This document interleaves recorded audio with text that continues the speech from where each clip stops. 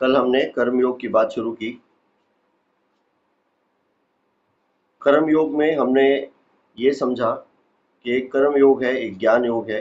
हमने ये भी समझा कि वेद व्यास ने एक अच्छे गुरु की तरह कर्म योग को 3 चैप्टर में डिवाइड किया और रिवीजन भी किया। अगर 5वें अध्याय की बात करें तो उसमें तीसरे और चौथे में जो जो हुआ उसको almost as it is repeat किया है। ज़्यादातर कोई नई बात उसमें है नहीं, पर यही एक अच्छे गुरु की निशानी है कि किसी स्टूडेंट को अगर कुछ सिखाना है तो उसको बार बार रिपीट करना ज़रूरी है। कल हमने अकर्म और विकर्म की बात करने की आज बात की थी। एक तो वो करेंगे, दूसरा काइजन और सेल्फ एक्चुअलाइजेशन, जो मैनेजमेंट के कॉन्सेप्ट्स हैं, जो बहुत ट्रेनिंग वगैरह में और मैनेजमेंट भी एम्प्लॉयज़ के लिए बहुत उसके ऊपर फोकस करती है, वो भी कॉन्सेप्ट्स हैं। उनको समझेंगे कि कर्म योग क्या कहना चाह रहा है इन चीज़ों के बारे में, या उनमें आपस में लिंक क्या है। और ओवरऑल थ्योरेटिकली नहीं, प्रैक्टिकली ये सोचने की कोशिश करेंगे कि कर्म योग को हम अपने जीवन में कैसे उतारें और कैसे ये स्पिरिचुअल लिटरेचर एक एक्चुअल गाइड सिस्टम की तरह हमको हेल्प कर सकता है। तो कहीं हम इस चीज़ को तो पहले ये समझें कि ये प्रॉब्लम अर्जुन की थी जिसके लिए गीता लिखी गई, और हमने शुरू में ही बात किया कि प्रॉब्लम अर्जुन की नहीं, प्रॉब्लम हमको हमारी देख के चलना है। हमको ये देखना है कि अर्जुन को जो भी प्रॉब्लम थी उसके सामने मैं उस प्रॉब्लम के साथ कैसे रिलेट कर सकता हूँ, या ओवरऑल मेरी क्या प्रॉब्लम है और उसके साथ मैं भगवत गीता के साथ कैसे रिलेट कर सकता हूँ। इस चीज़ को समझना बहुत ज़रूरी है। इस कॉन्टेक्स्ट को अंडरस्टैंड किए बगैर भगवत गीता सिर्फ एक स्पिरिचुअल या रिलीजियस लिटरेचर बन गई है, और वो जनरली किसी के काम आए ऐसा डिफ़िकल्ट ही देखा जाता है। लोग बहुत स्ट्रेस में हैं, बहुत एंग्जाइटी में हैं। कल रात को एक कुलीग के साथ, एक्स कुलीग के साथ, बैंकर के साथ बात हो रही थी। 2 के बारे में सुन चुका था, एक तीसरा भी आया, उसने भी वो भी हार्ट अटैक से मर गया। उसकी उम्र मेरे जितनी ही है, और 2 और का भी ऐसा ही सुना था पिछले 3 महीने में। तो पिछले 3 महीने में 3 लोग हो गए हैं जो स्ट्रेस की वजह से, हार्ट अटैक की वजह से मर गए हैं, और एक का बाईपास भी हुआ है। ये 40-42 के आसपास की एज है, बहुत ज़्यादा नहीं। और बड़ा दुख होता है ये देखकर। और वो लोग सैलरी लोग हैं, बैंक में काम कर रहे हैं। जहाँ तक मैं उनको जानता हूँ इन सब की सैलरी 1 लाख रुपए से ज़्यादा होगी। और जहाँ तक मैं जानता हूँ प्राइवेट बैंक में काम कर रहे हैं, किसी की सैलरी ना कटी है ना आई है। They have been receiving their salaries. आज उसके सामने कुछ लोग ऐसे हैं जिसे जिसे मेरा भी अगर बात करें, ऑनेस्टली स्पीकिंग, मेरा बिजनेस रुका हुआ है अभी एज अ ट्रेनर। सो उसके सामने मेरे को तो इनकम ही नहीं कुछ समय से, भले अब ठीक है सब धीरे धीरे।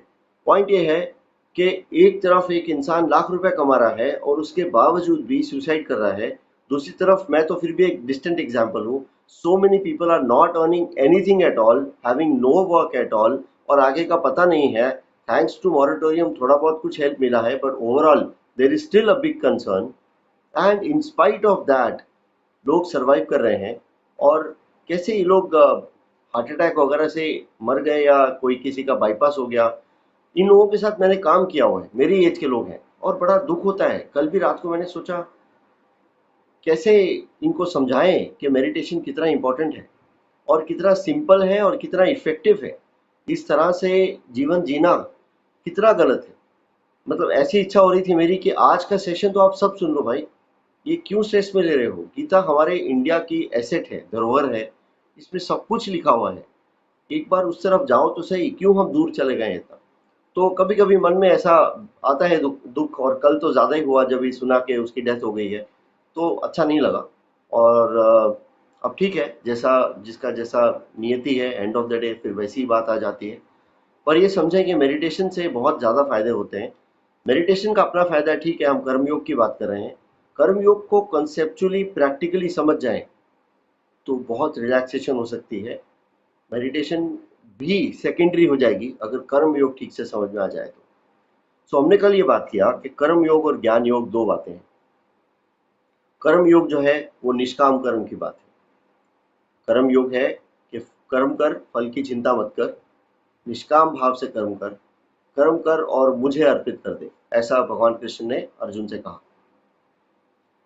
ज्ञान योग की बात हुई तो ज्ञान योग हमारा सेकंड अध्याय पूरा ही सांख्य योग है, उसी को ज्ञान योग भी बोलते हैं। तो ज्ञान योग है कि आपको मालूम होना चाहिए कि आप हो कौन।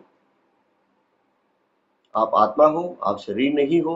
हमने बात किया कि शरीर को अगर हम काट देंगे आधा इधर उधर से तो भी मैं ही रहूंगा। मेरे मैं होने की, मेरे एग्जिस्टेंस की फीलिंग में कोई चेंज नहीं आएगा।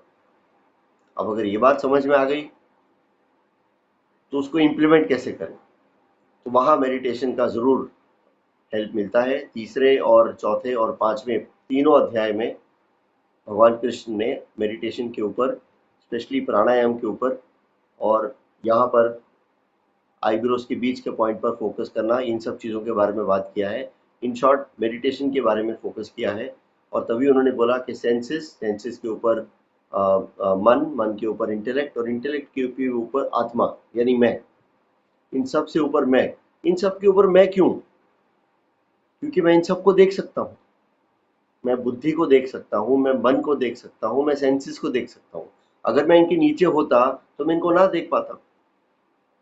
अब हमारे भी एक गुरु हैं, मेरी बुक में मैंने एक्नॉलेजमेंट में उनका नाम भी दिया है, प्रदीप मुखर्जी। अब ये एक मेरे लिए एक स्पिरिचुअल इंसाइक्लोपीडिया थे। इन्होंने कुछ बहुत साल पहले, 10-11 साल पहले, जब मैं चक्र के बारे में समझना चाहता था तो उन्होंने बोला आप चक्र से भी ऊपर हो, चक्र के चक्कर में क्यों पड़ते हो, उन्होंने ऐसा बोला था। मैंने कहा ऐसे कैसे, चक्रों का अपना बेनिफिट है, सब है।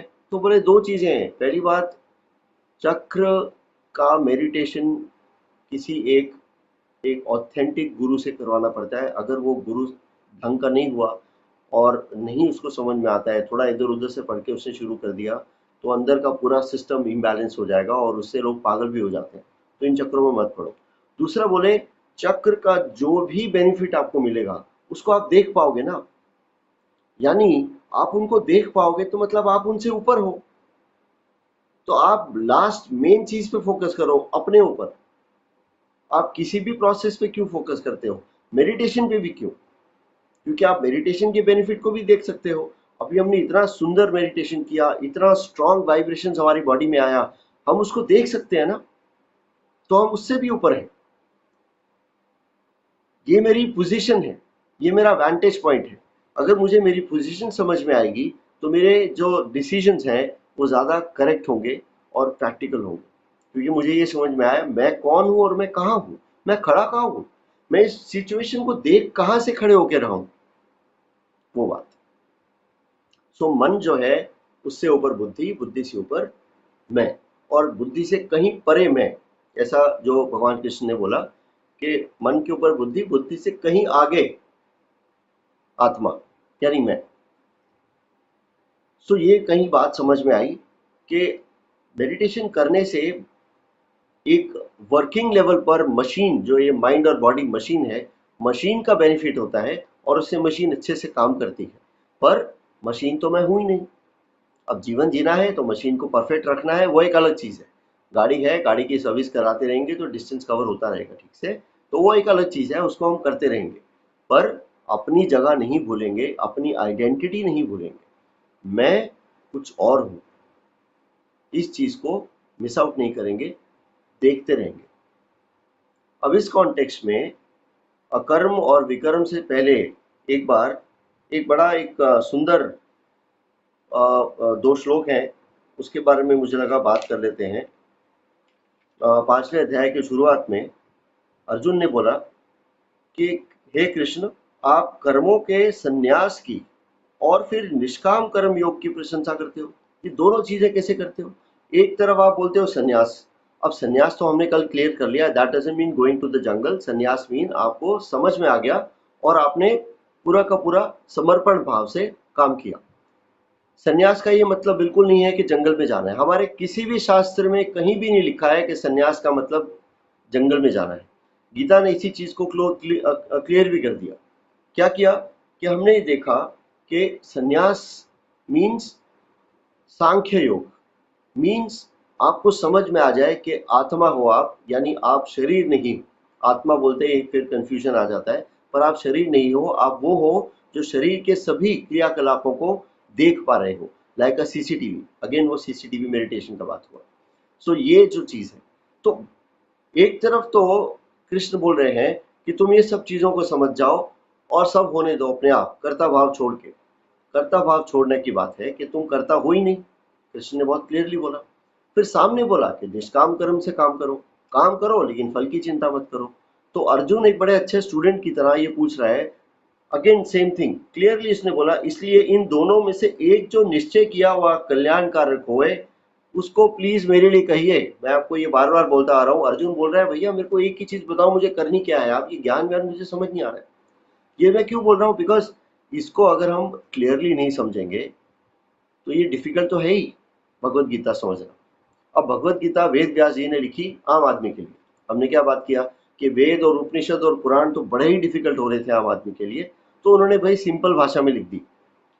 अब सिंपल भाषा में भी एकदम से समझ नहीं आई, बिकॉज एम्बिग्विटी बहुत है। And that's why I always say Ashtavakra Gita is far better than Bhagavad Gita, for me at least. Why? Because Ashtavakra Gita में क्लियर शब्दों में बोल दिया विदाउट एनी एम्बिग्विटी, तुम करता नहीं हो। अब ये बात तो समझ ही ना आए किसी को। उससे कई साल पहले भगवत गीता लिखी। अब भगवत गीता का वो समय था महाभारत का समय, फैमिली टेंशन खाली राजमहल में नहीं थी, परिवारों में आम आदमी में भी थी। बहुत टेंशन, बहुत स्ट्रेस, बहुत एंजाइटी, पॉलिटिक्स, लॉबिज्म, नेगेटिविटी, और कहीं एक ईगो का स्टैंड। अब जहाँ ईगो इतना स्ट्रांग है और आप उसको बोलो भैया तेरे हाथ में कुछ नहीं है, सब होने दे, निश्चिंत हो जा, सब अच्छा ही होगा, तो मानेगा ही नहीं। तो वेद व्यास जी ने बड़ी अच्छे से अच्छे अच्छे समझदार ऑथर की तरह, या आजकल की दुनिया में बोलूँ तो मैनेजमेंट गुरु की तरह, गीता में इसी बात को कि तुम करता नहीं हो शुगर कोट करके एक कैंडी बना के सबको प्रेजेंट किया। और कई जगह कम से कम 20 से 25 जगह मेरे पास सब श्लोक लिखे भी हुए हैं, कौन कौन से हैं, कौन से चैप्टर में कौन सा श्लोक, क्लियरली बोला कि भाई तुम करता नहीं हो, पर वो चीज को घुमा फिरा के अच्छे से बोला। तो यहाँ पे अर्जुन पूछ रहा है कि भैया दोनों में से एक चीज बताओ, मेरे को बताओ फाइनली मुझे करना क्या है। यहाँ आर्मी खड़ी है, मैं बीच में खड़ा हूँ, मुझे समझ ही नहीं आ रहा, और आप अच्छी अच्छी ज्ञान की बातें कर रहे हो। तो दैट्स द पॉइंट। सो 5वां अध्याय में कृष्ण भगवान ने शुरू किया।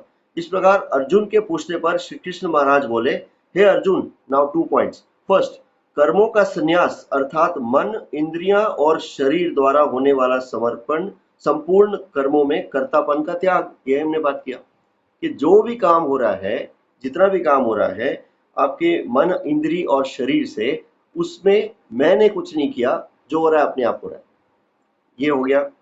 सेकंड पॉइंट, निष्काम कर्म जो है, तो निष्काम कर्म योग अर्थात समत्व बुद्धि से भगवत अर्थ कर्मों को करना। समत्व बुद्धि से, कोई बायस नहीं, कोई स्टीरियोटाइप नहीं। ये दोनों ही परम कल्याण के करने वाले हैं। तो निष्काम कर्म क्या हुआ, समत्व भाव से काम किया जाए और उसमें कोई अटैचमेंट ना हो। तो यही बात हुई, बिना बिना अटैचमेंट के, डिटैचमेंट के साथ काम किया हो। लेकिन आगे फिर क्या बोला दोनों पॉइंट्स में कि परंतु उन दोनों भी कर्मों के संन्यास से निष्काम कर्म योग साधना में सुगम होने से श्रेष्ठ है। व्हाट ही सेइंग इज के निष्काम कर्म साधन में सुगम, यानी करने से इजी होने की वजह से वो मुझे ज्यादा प्रिय है। यही चीज 3rd अध्याय में भी बोली, शुरुआत में कर्म और ज्ञान योग के बारे में इंट्रोडक्शन देने के टाइम पे, कि मुझे कर्म योग ज्यादा पसंद है। दैट डजंट मीन काम करो मुझे ज्यादा पसंद है, पर हमने कल यही बात किया कि आप अगर सांख्य योग में, संन्यास योग में लीन हो भी गए, भाई मैं तो आत्मा हूँ, मुझे कुछ पता नहीं, ये शरीर का मुझे लेना देना नहीं है, शरीर तो नश्वर है, मुझे क्या करना है, आप अगर हो भी गए ऐसा, क्या आप एक जगह बैठे रहोगे पूरा दिन? पॉसिबल है? कर्म तो करोगे, कर्म तो होगा ही। व्हाट ही सेइंग आगे इन द 3rd अध्याय ऑल्सो, बट 5th अध्याय में और डायरेक्टली क्लियरली उन्होंने बोला कि अल्टीमेटली तो दोनों रास्ते एक ही जगह मिलने वाले हैं। यानी आप भले संन्यास योग में जाओ, पर कर्म योग में तो आप एंटर हो ही जाओगे, या कर्म योग से जाओ तो संन्यास योग में तो एंटर हो ही जाओगे। ये दोनों मिक्स ही हो जाएंगे। बट ये समझाने के लिए 2 हिस्से हैं, 2 पॉइंट्स हैं। और इसी के अंदर ये समझ में आए कि शुरुआत कृष्ण ऐसा सजेस्ट कर रहे हैं, हालांकि कंपल्सरी नहीं बोला है, सजेस्ट कर रहे हैं कि आप इस चीज से करें कि फल की चिंता ना करें, बस कर्म करें। और जब ये चीज समझ में आ जाएगी कि शरीर तो मैं हूं ही नहीं, मैं तो करता हूं ही नहीं, तो निष्काम कर्म और इजी हो जाएगा। पर अगर नहीं भी समझ में आ रहा है, तो फिर बड़ा क्वेश्चन ये आता है, भाई फल की चिंता के बगैर काम कैसे करें? कैसे हो सकता है फल की चिंता के बगैर काम? पॉसिबल ही नहीं है ना। फल की चिंता नहीं होगी तो काम कैसे होगा? फल का तो एक कॉन्सेप्ट रहेगा ही ना, कि इसीलिए तो कर रहा हूं मैं। इसीलिए हमने कल क्लियर किया, फल की इच्छा नहीं है ऐसा नहीं लिखा है, फल की चिंता नहीं करना है। इच्छा नहीं तो बोला ही नहीं, वो तो कभी भी नहीं बोला। सो ये बात हुई।